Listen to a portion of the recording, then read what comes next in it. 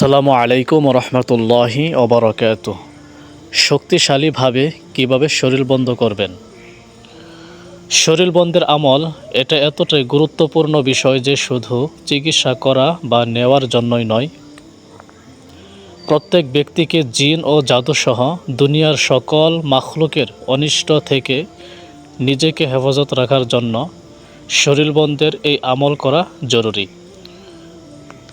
শরীর বন্ধের এই আমল শুধু নিজেকে নিরাপত্তাই দেয় না, বরং এই আমল করার মাধ্যমে যদি কারো শরীরে কোনো জিন জাদু সমস্যা থাকে সেটাকেও ধ্বংস করে দেয়।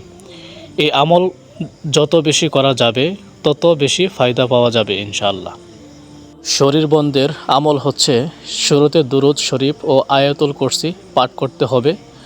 এরপর সূরা ইখলাস, সূরা ফালাক, সূরা নাস পাঠ করে দু হাতের তালুতে ফু দিবে। এরপর ওই হাত মাথা থেকে পা পর্যন্ত অর্থাৎ সারা শরীরে মাসাহ করবে।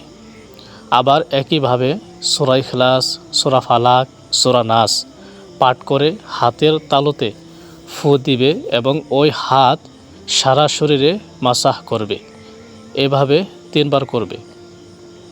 5 ওয়াক্ত নামাজের পরেও ঘুমানোর পূর্বে এই আমলটি করার চেষ্টা করব। কমপক্ষে সকাল বিকাল ও ঘুমানোর পূর্বে করতে হবে। আমলগুলো সঠিকভাবে করলে ইনশাআল্লাহ সমস্ত বালা মুসিবত থেকে আল্লাহ রাব্বুল আলামিন আপনাকে হেফাজতে রাখবেন।